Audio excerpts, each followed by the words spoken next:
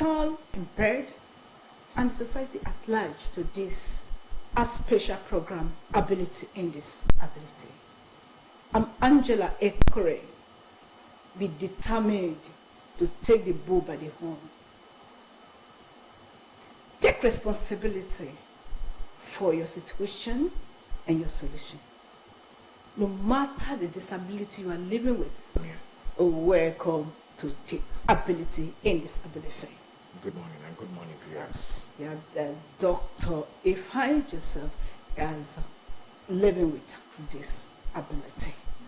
So today we are going to talk about the role of PWDs as in persons with disability in Delta State service delivery and politics. Wow, how do you see it? It's an interesting topic. Yeah. Okay, let's go. What is service delivery, sir? All right, service delivery, simply put, is the kind of things that persons who are not in position, privileged positions, or deliver what we call dividends of democracy. Wow. What's the impact of politics on service delivery? Yes, you can only deliver into an office, because if that is not it, we have a situation where 5 million people will want to go into an office that can be occupied by only a few, as we have in the House of Assembly. So politics is very, very important, and that is what you can use to govern a mass of a people. Wow. What role can PWD play in service delivery and politics in Delta State? Thank you. A very good question. Before I delve into that proper, let me say, for starters, persons with disability have these hidden and unique potentials that remain untapped. But when harnessed, we surprise even the government as to what we can do. I must not fail to profoundly express our gratitude to our executive governor, Right Honorable Elder Sheriff Oborevwori, for the way he has been trying his best to make sure that lives for persons with disabilities in Delta State receives a major boost. There have been empowerments. And to crown it all, on the 4th of December 2024, just last year, he assented to the bill presented by the House of Assemblies, whose voices are not heard. They are rarely seen, but they constitute a vast majority. It is for this class of people that we are pleading, we are agitating, that we have this law gazetted and this commission established so that their well-being can be adequately taken care of. We have small and medium enterprises, business enterprises, that persons with disability, when in leadership roles, can actually set up to fend for our members. We can provide accessibility to our people, accessible products, because we know, we have the experience. This experience is the best teacher. We know what we need. The approach by government should be reviewed.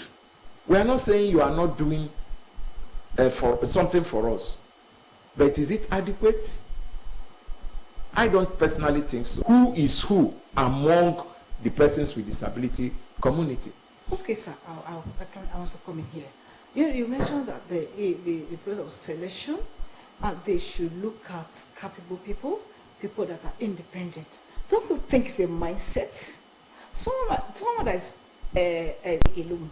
So how are you going to relate what you said with this? My question. Thank you very much.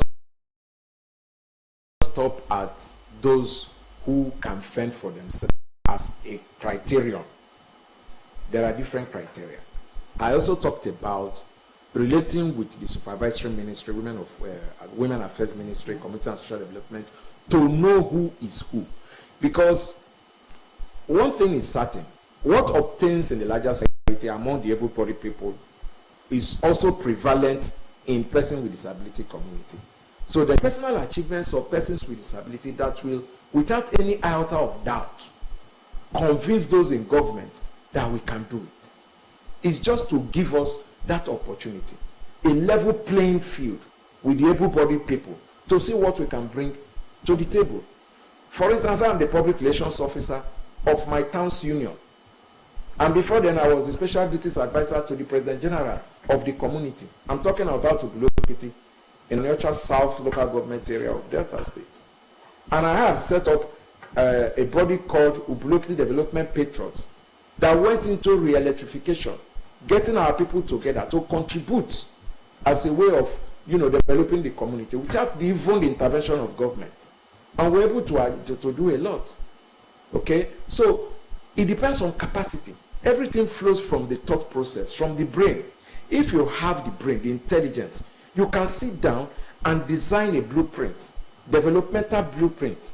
I am not happy with the situation of persons with disabilities in Delta State because it's as if majority of members are left out.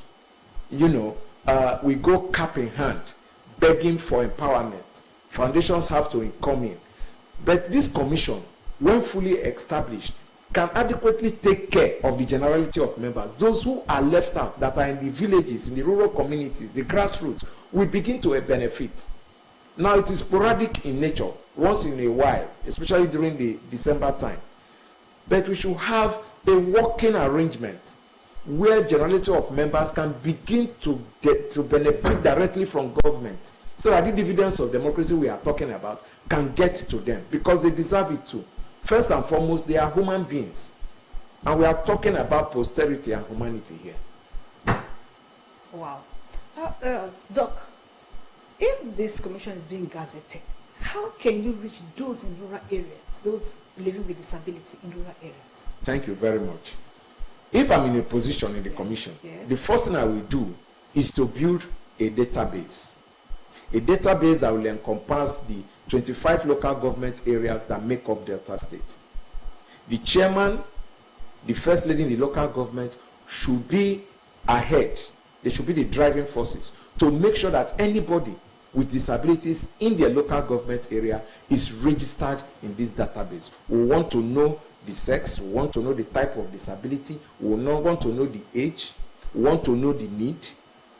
When we get this database, we'll then be able to know the total number of persons with disabilities in Delta State, the form of disability, and their area of interest. There are some that can go into skill acquisition. There are those who should be given scholarship to study in various institutions.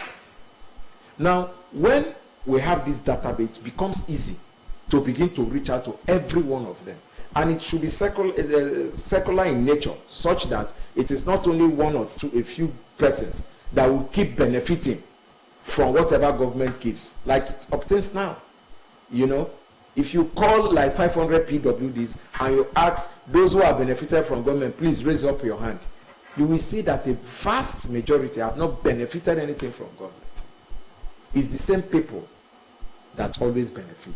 So this equity, because in persons with disability, we're always talking about the equity and the need for us to get things done properly, because it will lead to prosperity of the society.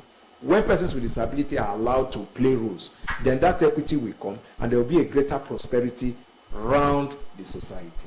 Wow. So briefly, how can you rate the impact of PWDs in service delivery and policy in Delta State? Well, now it has not really been pronounced because we've not had any opportunity to show what we can do. Okay. So the impact is below par, is below average. We only have essay to the governor on disability matters, and there is marginal role for us actually in government. That is why we are appealing. We are not using gun, or trying to be violent. No, it's an appeal, and we are very, very grateful to the governor. He has blazed the trail, and we look for more opportunities. Yeah, you look for more opportunities. Those living with disability, they are not latent. They have something else that God has given them, a hidden talent. So when you put them in position of authority, you know, you will see what they can do. There is ability in them that is not being exposed until you put it to test. That's all. Oh, welcome. Thank you for this program. Thank God you bless very you. much for having me. Yes, I'll watch it for next series next week. Remain blessed. I remain Angela Ikore.